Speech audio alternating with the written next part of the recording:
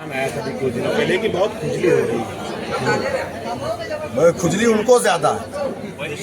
खुजली सीओ संबल जो मौजूदा असमौली के सीओ हैं, अतिरिक्त प्रभार है उनके पास संबल का। संबल के सीओ छुट्टी पर गए हुए हैं, क्या नाम है, कुलदीप सिंह।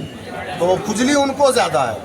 एक संवैधानिक पद पे बैठा हुआ एक आदमी, उसको संवैधानिक तरीके से बात करनी चाहिए। वो एक ऑफिसर है और सामने तुम्हारे कौन लोग बैठे हुए, बुद्धिजीवी मुसलमान, उनको दानिश्वर तबका बैठा हुआ है। इस तरीके से तुम कहोगे कि तुमको खुजली ज़्यादा है, ईरान भेज दो, तो फिर उन लोगों को क्यों नहीं कहे जिन लोगों ने इसराइल के लिए हवन किया, जिन लोगों ने इसराइल के लिए वहाँ पे नारे लगाए, जिन लोगों ने इसराइल के लिए वहाँ पर रैलियाँ निकाली, उनको इसराइल क्यों नहीं भेजा? और तुम कौन होते हो? ये हिंदुस्तान किसी के बाप की जागीर तो नहीं है ना। संबल हिंदुस्तान का हिस्सा है। ये उनकी वालिदा दहेज में तो नहीं लेकर के आई थी ना, वो इस तरीके की बातें करेंगे तो ये तो गलत है। ये हम मुसलमानों को लोगों ने कमज़ोर समझ रखा है। हर कोई आता है मुंह उठा करके उसके लिए सबसे कमज़ोर चारा मुसलमान है, मुसलमान को बोल देगा, ये गलत है। क्या इस पे कोई प्रोटेस्ट वगैरह करेगी? प्रोटेस्ट क्या है इस पे? हम देखिए, हमको जो बोलना था हमने बोल दिया, हमने जवाब दे दिया। सबसे पहला रिएक्शन मजलिस इत्तेहादुल मुस्लिमीन ने दिया, हमारे लीडर ने दिया, मैंने दिया है। और इस किस्म से जब भी मामलात आते हैं मुसलमानों के खिलाफ हम बोलते हैं। और हमने तो हमारी पार्टी ने खास करके पीस कमेटी का बहिष्कार कर दिया। हम किसी भी पीस कमेटी की मीटिंगों में नहीं जाएगी हमारी पार्टी, ना हमारी पार्टी का नुमाइंदा। और मैं उत्तर प्रदेश के तमाम बुद्धिजीवी मुसलमानों से आग्रह करूँगा और मैं सेकुलर हिंदुओं से भी कहूँगा कि पुलिस वाले जो पीस कमेटी के नाम पे बैठकें करते हैं, बुलाते हैं आपको, आप इस बैठक का बहिष्कार करिए। ये बुला करके लोगों को जलील करते हैं, बेइज्जत करते हैं। उनको किसने राइट दिया किसी को जलील करने, किसी को बेइज्जत करने का? ये अपनी औकात को इनको याद रखना चाहिए। ये हमारे सर्वेंट है, ना कि हम इनके सर्वेंट हैं। हमारे टैक्स के पैसे से इनको सैलरी मिलती है। इस तरीके की भाषा का प्रयोग करना उचित नहीं है। गैस की किल्लत है? बिल्कुल है, बिल्कुल है साहब। देखिए, गैस की भी किल्लत है, डीजल की भी किल्लत है। इस बात से अगर कोई इनकार कर रहा है तो उससे बड़ा झूठा कोई नहीं है। आप देख लीजिए, लोग लाइन में लगे, लेकिन लाइन बीजेपी गवर्नमेंट को बहुत ही उसके लिए शुभ होती है। 2016 में लाइन लगी थी, नोटबंदी के टाइम पे थी। उस 2017 में 300 प्लस सीट लेकर के आई। 2019 में कोविड में लोग मुंबई से, दिल्ली से लाइन में लग करके पैदल आए और 2019 भी उनके लिए बेहतर रहा, 22 भी बेहतर रहा।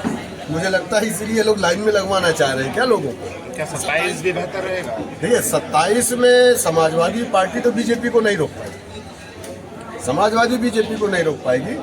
अगर हमारा गठबंधन बहुजन समाज पार्टी से होता है तो, जैसा कि हम चाहते हैं, तो उत्तर प्रदेश में हम समाजवादी तो आएगी नहीं, बीजेपी को हम पूरी तरीके से उखाड़ देंगे। आप चाह रहे हैं क्या बहुजन समाजवादी पार्टी भी ये चाहते हैं? देखिए, हम बीएसपी के जो कैडर हैं, बीएसपी के जो कोऑर्डिनेटर हैं, जो प्रभारी वगैरह हैं, बिल्कुल वो लोग चाहते हैं। और हत्ता कि दलित समाज भी ये चाहता है कि एमआईएम से और बीएसपी का एक गठबंधन बने। यही एक नेचुरल गठबंधन होगा। 20 और 20 40 होता है। हम बीजेपी को उखाड़ देंगे। नहीं, मैं ऑफर की बात ही नहीं कर रहा हूँ। मैं तो ऑफर दे रहा हूँ। 20% मुसलमान इसका वोट बटे ना, तो मैं तो यही कहूँगा कि बहुजन समाज पार्टी से, चूंकि समाजवादी पार्टी का जो वोटर है वो ट्रांसफ़र नहीं होता है, समाजवादी का जो यादव है।